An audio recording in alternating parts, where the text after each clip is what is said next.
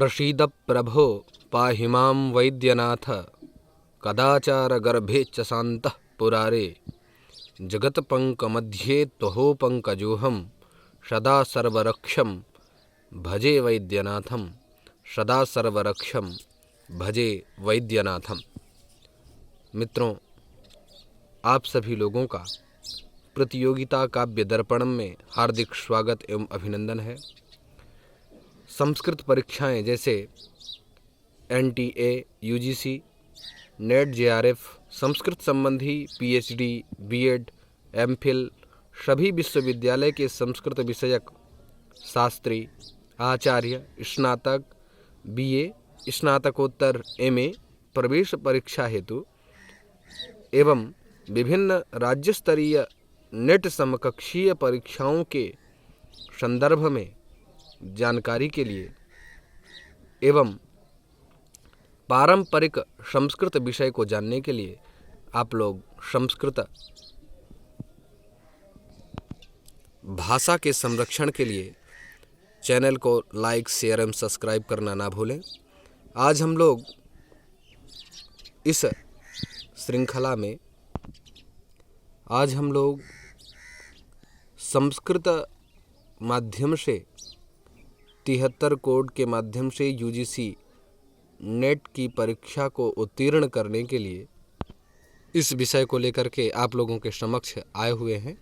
सर्वप्रथम हम लोग 73 कोड जो पारंपरिक संस्कृत विषय है, सेकंड पेपर जो है इसके सिलेबस के बारे में जानना अत्यंत आवश्यक समझते हैं। इस दृष्टि से सर्वप्रथम पाठ्यक्रम को जानना अत्यंत आवश्यक है। इस दृष्टि से मैं आप लोगों के समक्ष पाठ्यक्रम को उपस्थापित करने जा रहा हूं। इसमें 10 इकाइयां हैं। जैसे प्रथम इकाई में वेद से संबंधित जैसे वैदिक साहित्यस्य सामान्य परिचयः, वैदिक साहित्य का सामान्य परिचय, ऋग्वेद संहितायां सर्ग विचारः अर्थात ऋग्वेद संहिता में सृष्टि का क्या उपक्रम निरूपित किया गया है, इसके विषय में चर्चा आप लोगों को जरूर जानना चाहिए।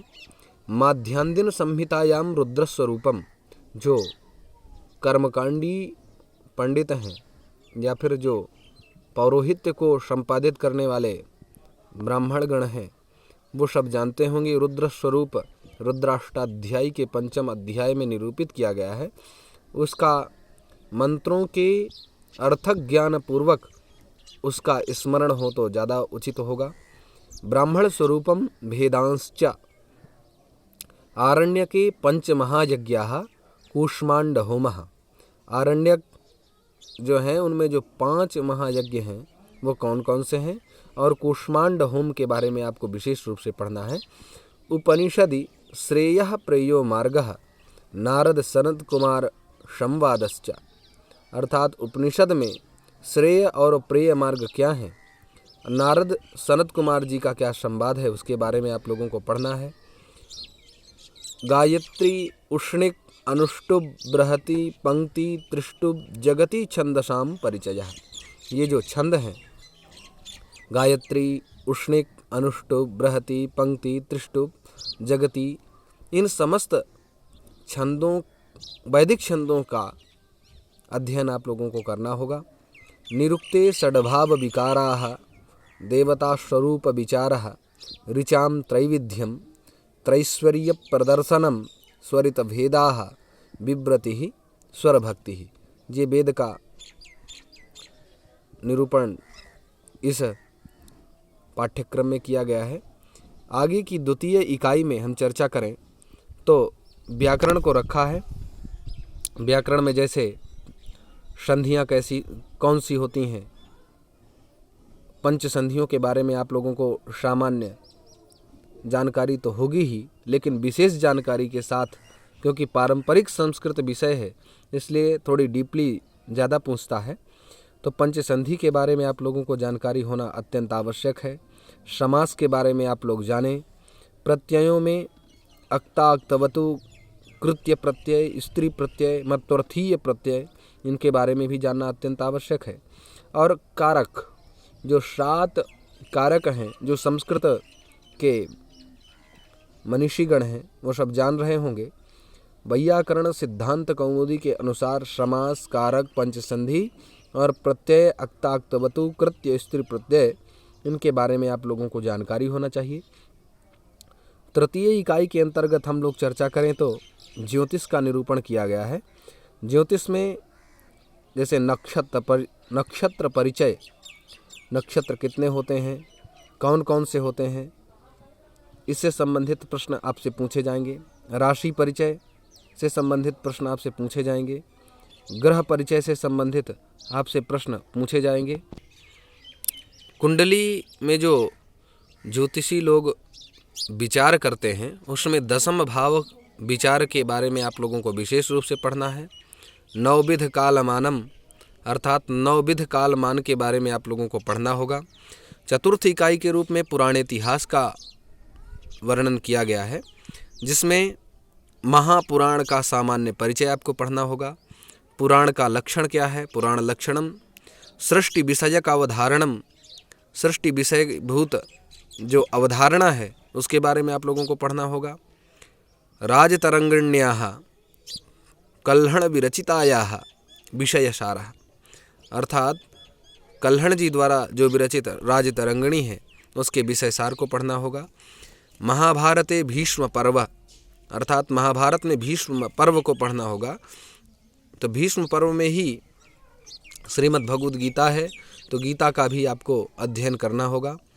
आगे पांचवी इकाई है धर्मशास्त्रम।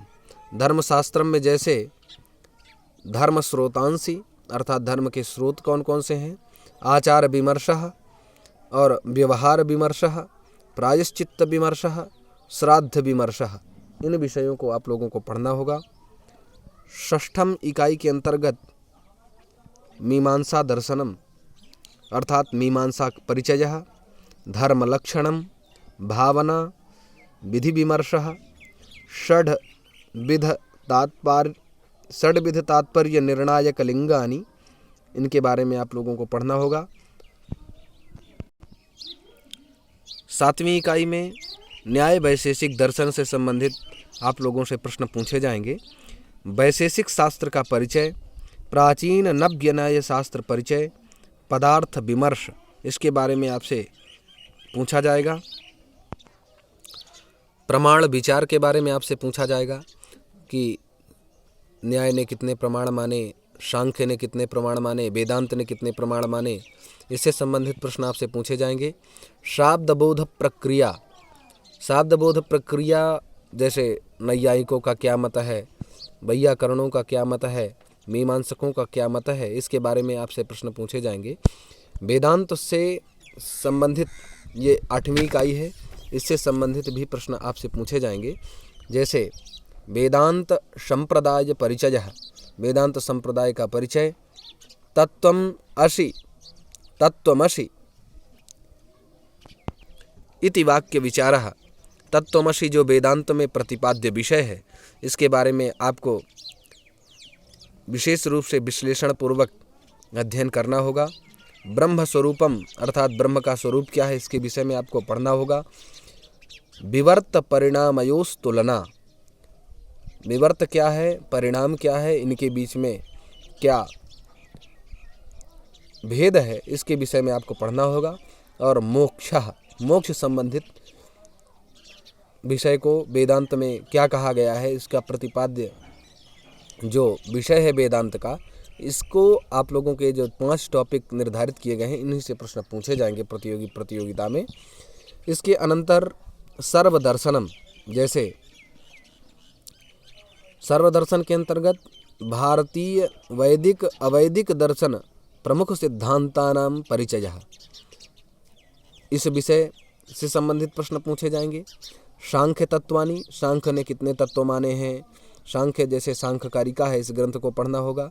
अष्टांग योगः, जो योग महर्षि पतंजलि द्वारा संवर्धित किया गया है, उस योग के बारे में भी आपको अध्ययन करना होगा।